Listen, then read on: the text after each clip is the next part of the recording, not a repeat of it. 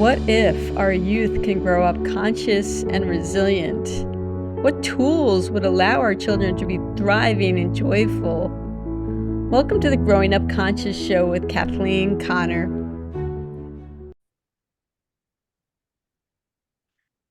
Welcome back to the Growing Up Conscious Show.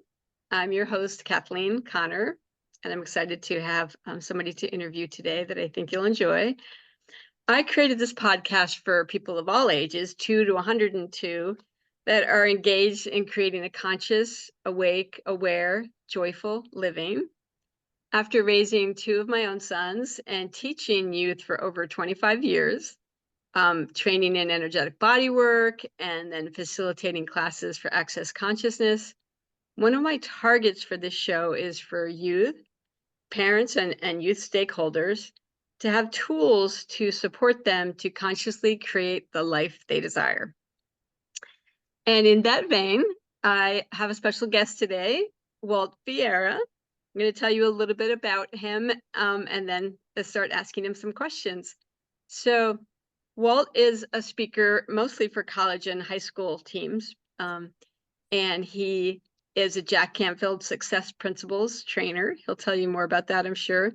He's an area manager for a national mortgage company. Just for the fun of it, I'm sure he completed Navy SEAL training, Hell Week. I'm sure he could tell us a little bit about that because that sounds interesting. He's married to his high school sweetheart, and he's a father to 2 incredible kids as well, just like I am. And the package that you are in terms of all the things that you've learned in your life, there's so many questions I could ask you, and we could probably talk for hours. But I know that you specifically address certain things. But before we get into that, I would like you, Walt, to talk a little bit about how your life experience has led you to be a speaker, especially to teams, but to youth in general. Well, thank you for having me. It's great to be a part of your show and what you're doing. I think it's very important, and this is what you're doing is helping our youth get further along than where we were at. Right? Correct. Yeah. So it's just great to have your message that's out there. So I come from a family. I'm one of 4 kids, lower middle class family. And my father worked for the National Park Service, and we moved around a little bit in the Southwest and the Rocky Mountain areas. I'm Hispanic, and growing up, just had a regular life. I was pretty good at sports. I was like the only athlete in my family, but I was pretty good at football and baseball. And as I got into high school, you have to take certain classes, right? Drama was one of the classes that I took. And we had an assembly in high school, and I was the MC for that. Well, I guess I did pretty good at it. Felt really comfortable. Looking back, I felt like it was just natural for me. I wasn't scared to talk to the whole entire 2,000 student body. Pretty big school, pretty big high school. And when we were done with that assembly, we were just addressing different things and talking about sports and giving accolades to the teams and that kind of thing. That my drama teacher came up to me, and I remember this. She grabbed me by my shoulders and she said, "You need to do more of this." And at the time, I didn't give much. I just said, "Thank you very much," and kind of went on with it. But as the years went on, and when you start having kids, my kids grew as my kids were growing and getting involved in sports and activities. I was helping them coach. I was a coach, assistant coach. Sometimes I had head coach. But as they were growing up, I found myself talking to the kids more about things that I wish that I knew when I was their age. And that passion kind of started when my kids were growing up. And since then, a little bit more. And I started reading up a little bit more on different things. And of course, we're going through life and we're going through the ups and downs of life. So all of that kind of led me into more wanting to speak and help others, really speaking to the high school athletes and college.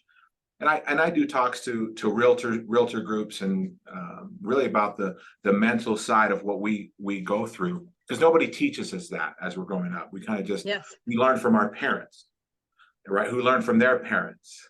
Well, I was going to say, if you learn some things from your parents, but there's so many things, like, especially because I was interviewing recently somebody who's trained in hypnosis. There's so many parts of the news and social media and your peer groups that will put you in almost like a trance that you're not even aware you're in if somebody's not kind of directing you in certain ways, you know? Yeah, and we don't know that, right? Nobody talks about that. Yeah. It's now starting to come out into light where, you know, when we grew up, and I was growing up, there was only 3 channels, right? We only had 3 channels or whatever it was, and whatever was on, you kind of watched, but nobody gave any thought to watching the news and what kind of message you're getting from that, and what that's taking you to what kind of outlook are you having on the world. But now we have all kinds of information at our disposal, and you're right. We have our parents, but we have this phone thing and this computer thing that is inundating us all day, every day, and we're on it constantly. So who are we learning from? That's a great point. Great point. Yeah. Well, in fact, my a woman I was teaching with, she had a daughter that was older than my kids, and she was talking about some things that came up, and she said with the smartphone, and it became even more of a big deal later in terms of smartphones, but she said there's 24/7 peer pressure. And I was just like, oh yeah, I better be aware of that with my with my children, right? Because if any time I had one son who had a hard time sleeping a lot, and so he went to his phone as a way to kind of soothe him when he couldn't sleep. So yes, definitely. Now, which would you like to talk about first? That I know that you know, in terms of being of having the Jack Canfield Success Principles training, and then also doing the Navy SEAL training. Both of those are kind of interesting to me in terms of what you got out of it and what you can share in regards to that. So I'll talk about the Navy SEAL training. I'm not a Navy SEAL. I Yes. have such respect for that. There's so many. They're just a special group. But when I joined the Navy, I wanted to be a Navy SEAL. And during that time frame, upon joining that first year, my daughter was born. And so as I'm getting ready to go into Navy SEAL training, I'm just starting the training. I moved my daughter and my wife out with me, and I'm a new dad. Had no idea what a dad would feel. I just knew that this is what I wanted to do. Well, long days in the Navy, and then I'd have nights at home with my daughter Valerie and my wife. Well, my whole perspective changed just like that. And I'm like, wait a minute. Navy SEALs, there's like a 99% chance if you're married, you're going to be divorced. That's something that I didn't want. Yes. I didn't want that. I knew I married my high school sweetheart, and I said, okay, wait a minute. My whole perspective and focus changed. It went from wanting to be a Navy SEAL to I'm a new dad. So I started focusing on that, and I said, okay, well, I talked to my wife Laura, and I said, listen, I'm not going to go through this, but what I am going to do is I'm going to go through Hell Week, so I'll at least know that I could have done it.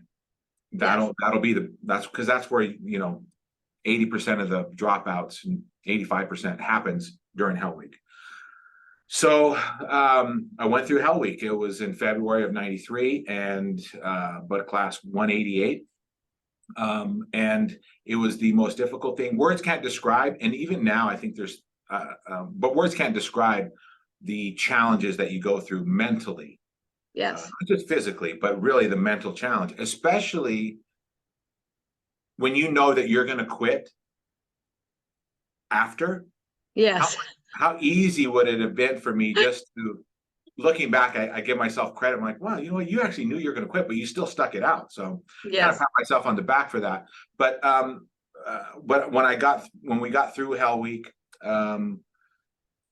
we finished that. We're going through first phase, and I went to my commander and I told him, listen, this isn't for me. I'm going to stop. And so because you're done with Hell Week, they will do everything they can to try and keep you, because they know that, okay, this is the group that we want. Yeah. But I was thankful that I went through it. It was it's the training and the mental part and challenges of that week still help me today, because Yeah, I bet. yeah, I yeah. bet. But I also, listening and reading the book called The Myth of Normal, it brought back this perspective of, in our culture here in the US, I can't speak to other cultures, we have really lost the sense of how important it is to raise our children, you Mm. know. So whether or not, like let's say you went from leaving the Navy and then you needed to take a different job, that there's not I don't think it's a majority of people that have a parent that can stay home these days, because so many people feel the pressure to go to work. And that aspect of making your family a priority, especially once you knew that you had a daughter to raise, and then obviously you had a second one that came along as well, that I feel like has to some degree been lost in our culture, in terms of really making that a priority, and making sure that they get what they need, and doing everything how to do, at least, so Yeah, for so sure. um so Well, and then it kind of, so life happens. You go through I went through the Navy, great experience. I wish more kids would actually go through the military because of what it provides. But it was a great experience. And then as my kids started getting older and I'm starting to learn things, I started gravitating towards the Jack Canfield, who's the author of the Chicken Soup yes, Soup for for the the soul. Soul book, right? A bunch of them. So a bunch of them, and he had trainings. Well, I knew that I wanted to help kids and I wanted to help people around me. And so the success principles training that came available was natural for me. I read his book, Success Principles, and it was just it just pulled me more into the direction of wanting to learn more about why we do certain things. How is it that so and so is able to do things and somebody else isn't, even though they grew up in the same household? What's their perspective and how are they looking at things? And during all this time, I'm going through my own challenges in life and learning from them. I grew up, I didn't set goals, didn't know anything about goals, wasn't talked about. I came from a lower middle class family where we just kind of like, hey, treat people the way you want to be treated. Yes. And if you do that and you get a job, everything else is a bonus. I learned about goals shortly after I got into the Navy. I saw a Tony Robbins infomercial at the time, and he's talking about he was selling one of his programs. So I invested in it, and he said, you need to write down your goals and decide what you want over this next year. Well, at that time, I was an assistant manager at Blockbuster Video, and I'm like, well, I want to make, this next year, I want to make $50,000. So I wrote it down. I'm an assistant manager at Blockbuster Video, making $9 an hour. My daughter's 2-3 years old. My wife is still going through school. How that was going to happen, I don't have a degree. How that was ever going to happen, I hadn't gotten that far, and that wasn't my job, was to figure that out. Well, the next year, I went to do my taxes. I was no longer, at the end of that next year, I was no longer at Blockbuster Video. I started a job in the mortgage industry, which I'm in now. And I looked at how much income I made. I went from making $9 an hour to that next year, I didn't make 50. I made 44,000. Yeah. 44,000 from not knowing how. And that's another trigger that hit me. Well, wait a minute. That's where it started me down the path of, why is it some people can do things and some people can't? Do people know that if they just write down their goals? And that kind of started me off down the path of wanting to help people realize, not just about goal setting. Like what you talk about with kids is the power of their thoughts, the power of their emotions. That's really what I speak about, is how important our thoughts are. Well, where are our thoughts coming from? They're Yes. coming from, you see something on TV or on social media, you see that enough, right?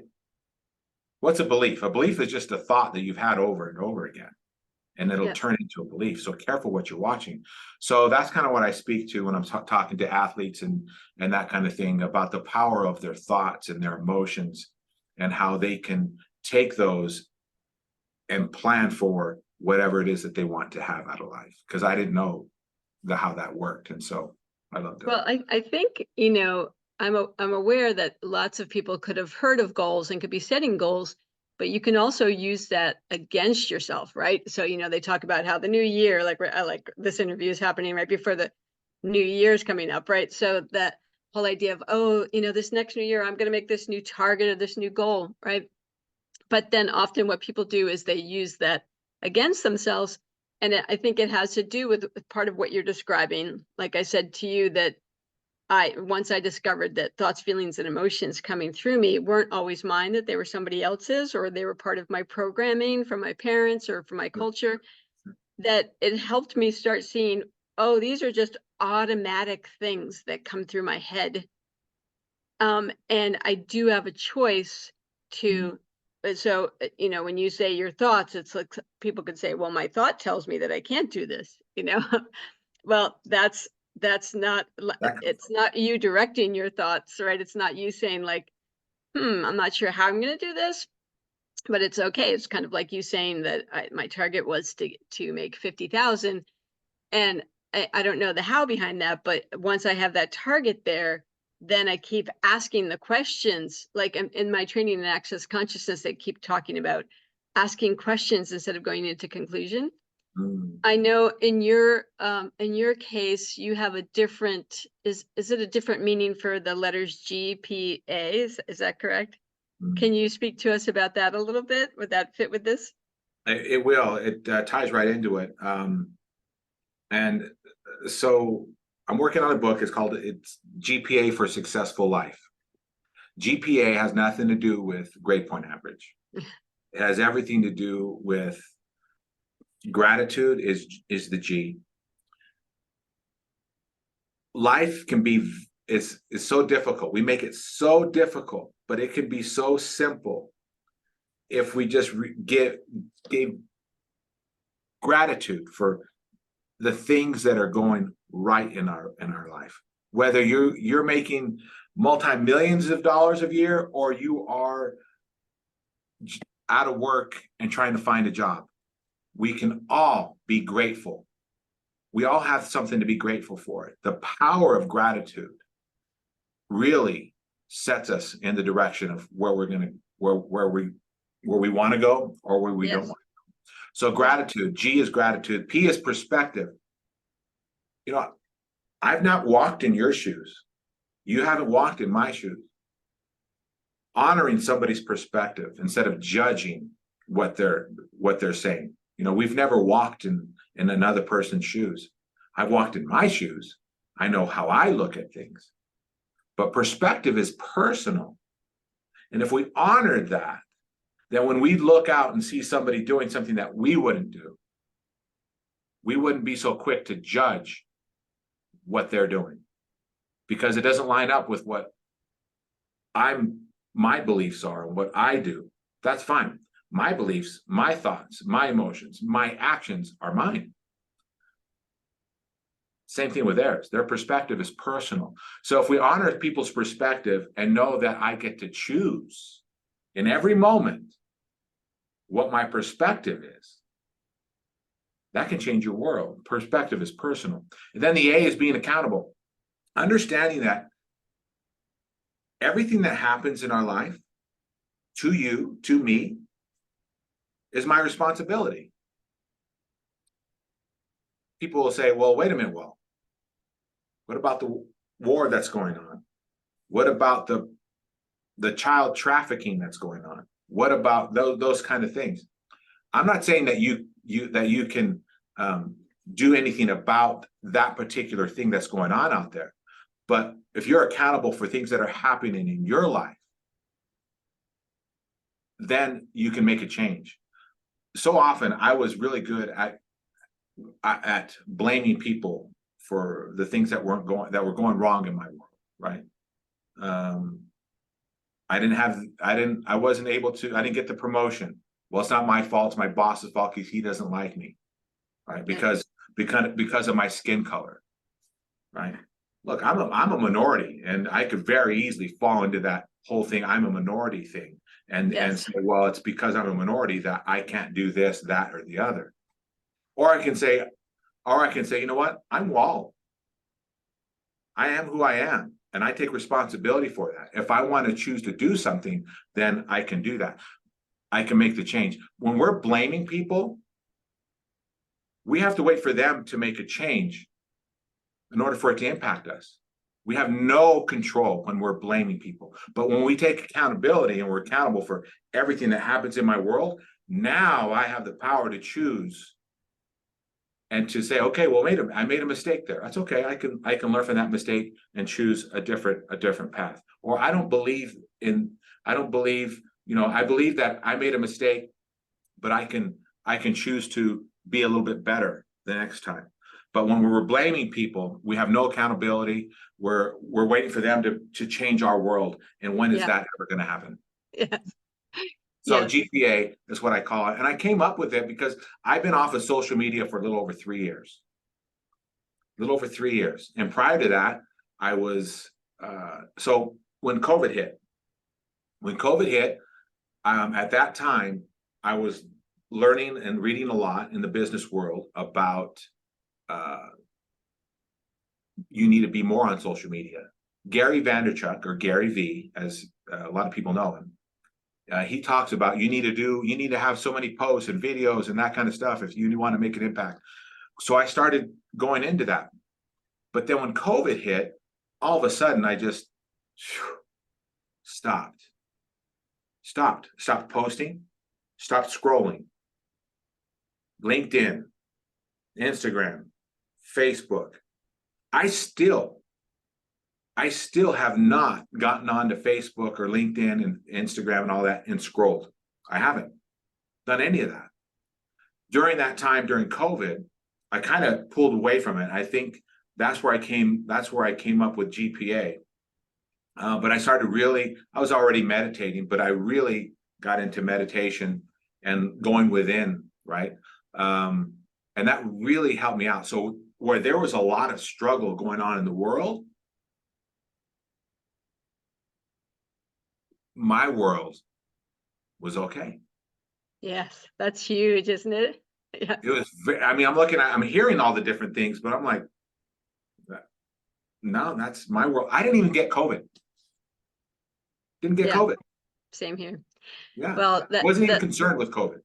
That whole aspect of knowing, I mean, once you consciously know that part of the way the news system works is to keep bringing up some kind of new drama to engage people, then you're like, oh, you can kind of, you were talking about perspective. In Access Consciousness, they have this tool called Interesting Point of View. I have that point of view.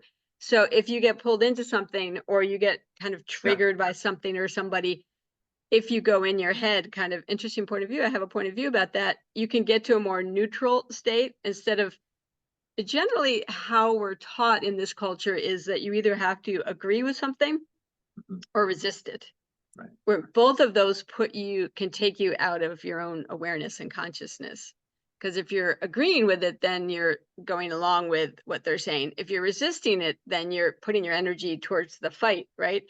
Instead of, other than fear, I can clearly see over these last couple of years that they're often looking to pit one group against another, whether it's politics or race or anything. Like they try to keep stirring up people's energy in a way that distracts them from having their own own inner peace and joy and playfulness in their life, they have to be concerned, they have to be worried. I was telling you that because I live in Florida, I've noticed since I moved here that any storm system that's coming through, they make it a big deal. So my father thought that I was going to be hit by a hurricane, and I hadn't heard anything, and there really wasn't anything going on, but the news puts it out that way. So you do really have to, whether, like, for, if I was going to say a couple of simple things you can do with younger kids, is start doing the guided meditations with them so that they can see how they can create their own world like that. And how did you start with your meditation? Where did you even know that was something useful? You know what I mean?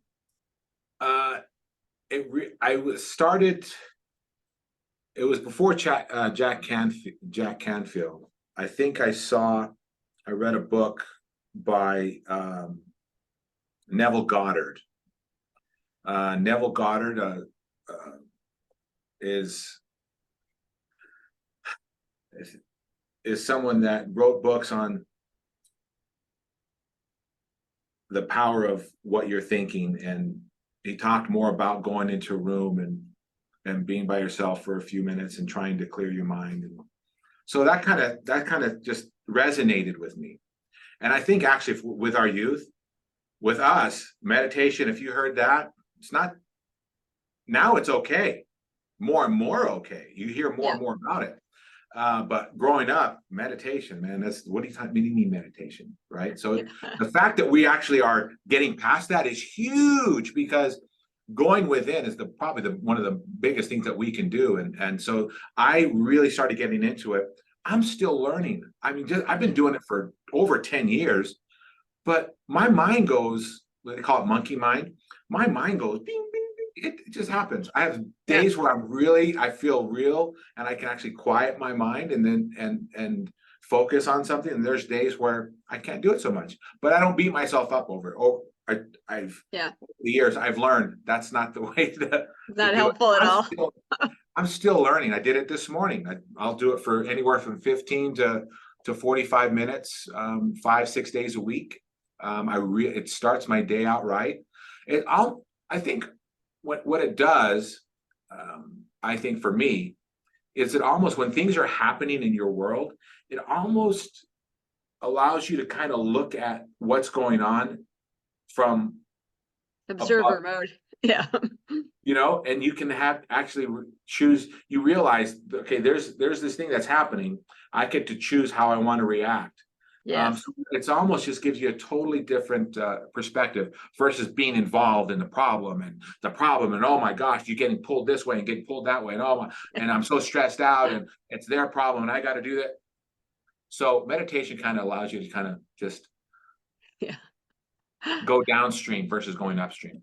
It's funny because I know I discovered Joe Dispenza's work, and he's done all sorts of research on it. He's done the guide thing where it's like, I don't care about the research, does it work or not, because I come more from a female perspective, but he's done so much research on why it works. And then what's cool, even though quite a few of my friends, when I do a Joe Dispenza meditation with them, get annoyed by his voice, but he's learned to use his voice to slow my mind down. So the one I used from him, at the beginning, he's doing a breathing part where his voice is more like upbeat, but then he gets you into this mode where you're going through your energy centers, and he uses a voice that's kind of stretched out, and it kind of almost makes my mind calm down as long as I keep but people go like, oh, his voice is annoying. I'm like, well, it's because your everyday pace is different than that, and where your mind normally is, like you said, the monkey mind isn't that, but he kind of, if you stay with him, you just go like, and he doesn't make you, I mean, he gives you he allows you to focus on different parts of your body and get back into, I think a lot of spiritual practices almost give an escape. There's a word for it, but I can't think of it right now, where it's just like, oh, if you meditate, you can just leave your body and go be in this bliss zone, right? A friend of mine said, oh, I used to be able to drive 16 hours just like in bliss zone. And then when I got home, it was hard on my body. And I'm like, well, that's because you were totally ignoring your body when you so I think this aspect of being in meditation can be full embodiment and still meditating. You know what I mean? So that you Yeah, can include your body and be present in your body. So if you're doing a 16-hour drive, you even if you're in this bliss mode in your mind somehow, you make sure you stop every couple hours and give your body a break, right? yeah, you got to do So, that. one of my key things when I have written chapters for kids and books is about how to teach your kids and how to teach yourself to be in communication with your body.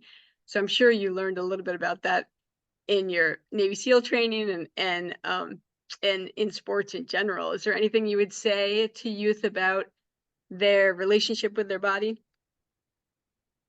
Well, just there are a lot of pressure on kids, especially when the parents get involved and they want Johnny or Susie to be the next when it comes to whatever it is. If mom and dad were musicians, then they're going to get them probably into that go that route. And now all of a sudden they're taking lessons and they're doing certain things, and it can be very competitive. And they're trying to force that on the kid or whatever, even though the kid may not have a desire for that.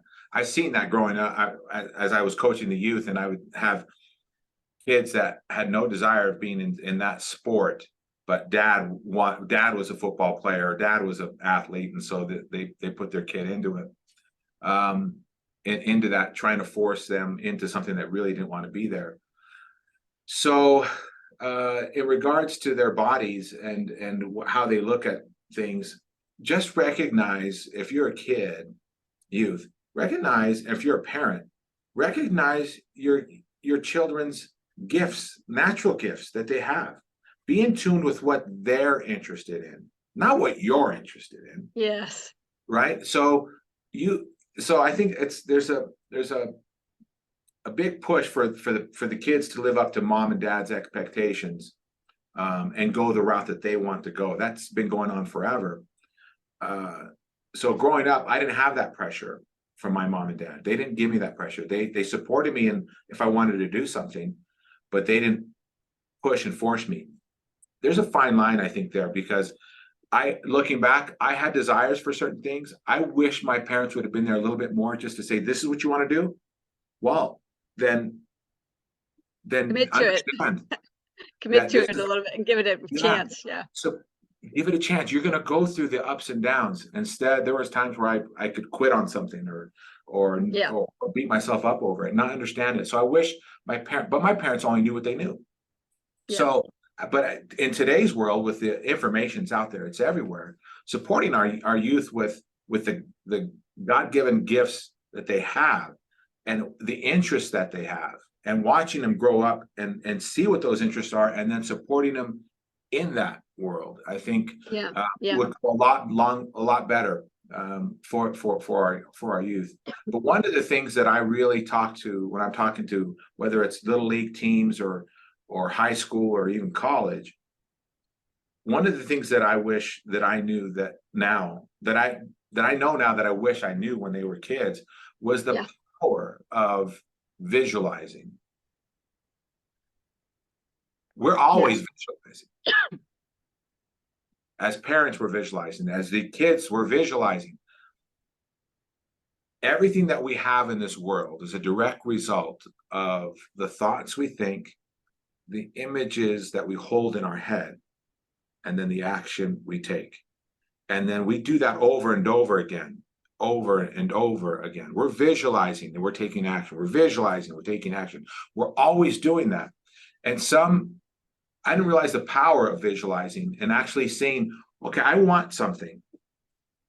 I want $50,000 a year. I was visualizing. Seems like a little amount right now. Now it doesn't seem like hardly anything, right? Exactly. But that's what I wanted. Yes. Adult. Yeah, I wrote down the goal, but I visualized having the money. Yes. Right. You took action steps too, obviously. Yes. The power of visualizing at such a young age. If we can tell our youth more, hey, you want something, you can have it. You can't have it. You do have to visualize and see yourself going through the process of getting whatever it is you want. When I'm talking to athletes, whether it's wrestling or football, or maybe they're a musician. I talk to them, see yourself playing that that musical instrument the way you want to, and hitting Yes. the notes, and hear the note just being perfect, and hear your mom and dad just be so happy the fact that how well you're doing, and go through a movie in your mind of how you want it to be, and do that over and over again. Do it in the morning and do it at night. It's a practice. Right now we're always visualizing, and we're on repeat, most of us. Most of us are on repeat of the same things over and over again. That's Well, why and don't it's not change. conscious. It's not conscious of what it's almost like the programming that we've gotten, like we talked about before. But the interesting thing I noticed about my younger son was pretty into sports, and he's really getting good at soccer. And I didn't realize how good he was. But one coach he had said, "Wow, he really stands out as being exceptional." And I thought, well, that's great. I'd like to support him any way I could. But it's almost like he didn't want to stand out. I mean, like there's such pressure at that age to not stand out, to fit in with the group. And sure enough, he got an injury, and he then didn't really take off from there. It's kind of like he paused himself, and I don't think it was conscious at all. But I feel like there's also this sense of what they say in Australia as being willing to be the tall poppy, the flower, is that there's so much pressure not to stand out and not to look different than your peers, that I think that can get in the way with sports or music or any area like dance, whatever you want to put your focus on, that sometimes you have to be willing to stand out and to be the gifts and be the gift that you be and have your talents and abilities. Do you know what I mean? Yeah, and I think it's important for parents to recognize, hey, you know what? You're really good at this. You see that some of your team members, they struggle with it, but you are really good at this. Do you like doing it?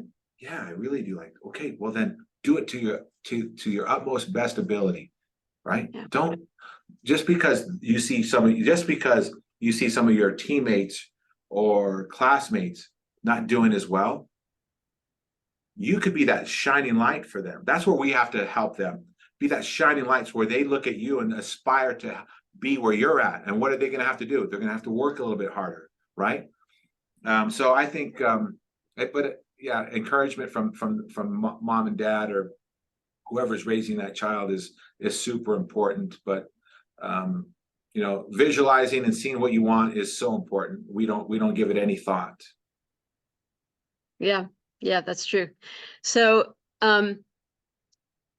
two more questions I have for you that I have in mind. And one is there a question I didn't ask? Because there's something else that if you were standing in front of a large group of youth right now and you had that audience and you could say a couple key things, like obviously you said a lot with the GPA information and the visualization. So you've already covered a lot, but is there anything else that you would say if you were standing in front of a bunch of kids and be like, hey, look, I want you to know this. Is there anything else you'd like to add? Be careful what you think. Thoughts are things. Thoughts are things. They're not. And when you have that thought over and over again, it will become a belief. And does that belief serve you? Is it getting you where you want to go? You have the ability to look at anything you want to on your phone. If you go through your phone and go through your feed and just scroll as to what's coming up is what you have a habit of being interested in. Yes. Is it good or is it bad? Because the algorithm is set up to give you more of what you're looking at. Yes. So be careful of that. But the algorithm of your thoughts is the same way. Your mind's going to give you more of what you are thinking about over and over again. The power of thought is so important. But what's more important to that? What gives that thought the power? Your emotion with that thought. So what you think about comes about. What you think about with emotion comes about that much faster because you believe it, you internalize it. That's the engine that's going to get whatever it is, good or bad. Two kids grow up in a household, same household, being treated the same way, being told the same thing.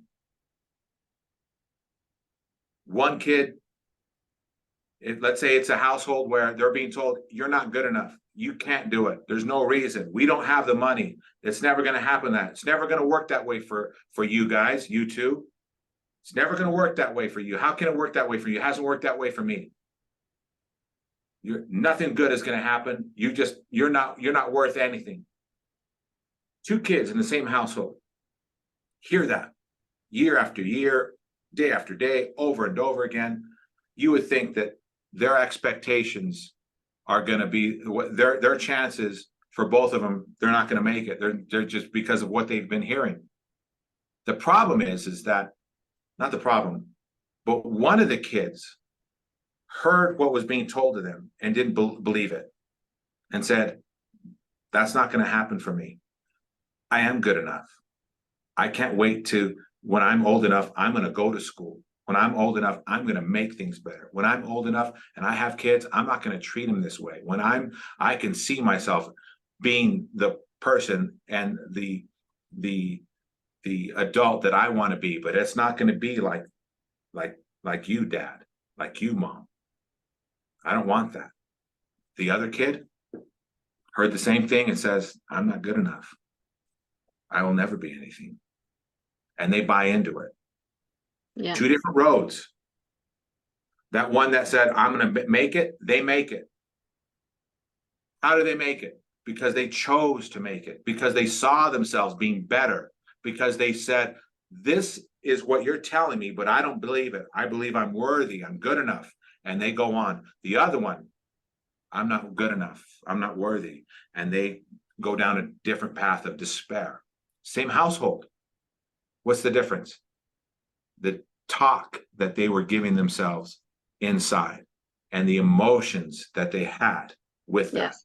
This one had such emotion of, that's not going to happen to me. And this one had such emotion of, I'm not good enough. And so what you think about comes about. Yes, and what you visualize, like you said too, what you visualize. That's the importance of visualizing. Yeah. We're always doing it, even as adults, but we're on repeat. You know, the average person has between 40 to 60 to 75,000 thoughts a day. Most of those thoughts are the same thoughts from yesterday. Think about it. We have a pattern. You wake up at a certain time, you do things a certain way at this time. This is what happens. We all have a pattern and a system. Our body and our mind wants to keep us in this bubble of the same old, same old. And it doesn't like new. Why doesn't it like new? Because it doesn't know what's going to happen if you take a step into the new. Yes. Right? It doesn't know that. And then, but once you keep taking a step into the new, a challenge, and going the direction that you want to go into, but it's new, all of a sudden the next step shows up for you. And then the next step shows up for you. Now you have a new, where your mind's like, okay, I get this now. I understand this, but don't take another step. Don't challenge yourself a little bit more. Don't do that because I don't know what's going to happen. Yes. Many of us live in this bubble of same old, with a desire of things to change, but we never step into the new so it can change. So we have thoughts and we're visualizing over and over again the same thing over and over again, and we're not taking action. You can visualize all day long, but if you don't take the steps, the inspired steps of going into the direction that you want to go into. For example, if you're a kid and you're like, you know what? I really like drama. I like acting. Oh, but then if I do that, my friends are going to think that I shouldn't, why are you going into acting? But I like it. And then your mind's going to say, well, you're not good at acting. What do you know about acting? You need to just stay here where you're at. Keep doing what you're doing. Yeah. But then if you say, I want to do that, and you step into the unknown, not knowing what drama class is going to do for you, it can open, and then you're in drama class and you're like, oh, this is a whole new world. And your mind's like, okay, you're good here, but stay here. And you're like, no, no, no, I want to try out for the lead role. Wait a minute, right? Your mind is always trying to keep you safe. It's that whole fight and flight thing. It's always, your mind is trying to keep you safe. You need to chase your dreams and go after them and know that there's going to be challenges and that your mind's going to try and control you to tell you why it can't happen. But your thoughts and your emotions of wanting to go into the direction that you want and having the outcome, let that guide you into the next step and know that it's going to be okay. Yes. Versus just staying in the same old, same old. Don't stay in the same old, same The old. person that comes to mind for me around that is, I don't know his full story, but I remember talking to Ricky Williams, who is no longer playing professional football. He might be coaching it, I'm not sure, but Ricky Williams grew up in a situation where he didn't have necessarily much financial support at all to be a football player, but he had that dream, that vision, and took the action steps and got to the point where he was, winning awards for his playing. So, I mean, that's the person I know personally that I've met and talked to that has gone through those steps. That was really good. Yeah. Really good. But how many people are out there, kids, youth, are out there that have this talent and go now they're adults, maybe they go from youth to adults and they have this desire, but they've never taken this step to go even inquire about it because out of their fear, and they're thinking that they're not good enough, and what if it doesn't work out, right? Yeah. There's so many great athletes out there that man, you see them on the playground, like wow, but they don't pursue it because they don't think that they're good enough. Or even just like when you look at art, like a friend of mine, Bettina, does amazing art. And I'm like, it takes a lot of guts because in today's world, at least in the US culture, they're like, you're not going to make a living on that, Oh, that so to true. take the time and to stick with it and to keep creating whatever your creative edge is, whether it's to be physical and to go down like a physical path, or whether, like you said, musical or art or creating your own business. Like for me, coming from many years of teaching and being employed by someone, like creating my own business and recreating myself that way, there's so much I've had to learn, and there's so many times when I've had to say, don't give up on it, don't be like, oh, I can't do this. So I totally get what you're talking about. And because we met in the arena of what's called the Thought Leaders Program, we both get this idea of that you have to keep stretching yourself and going like, okay, what else is possible? Like in Access Consciousness, they say, what are the infinite possibilities? Because we tend to close them down. Yes. But I also wanted to make sure that I gave you a chance before we wrap up to tell the audience like how they can contact you if they want to have you as a speaker or want to work with you one-on-one or in small groups, whatever ways you do that. Like, what is the best way for people at this point to find you? Right now, because again, I'm just now getting ready to come back out onto social media because I've been off of it. LinkedIn would be a good spot for you. Walt Viera. If you look up Walt Viera, you'll see me come up there. And so that's a great way. Or you can send me an email, walt@waltviera.com. Oh, great. So That's easy to remember. easy to remember. And so, yeah, those are probably the two best ways. I'm working on my book, and when that comes out, I'll let you know that as well. And Yeah.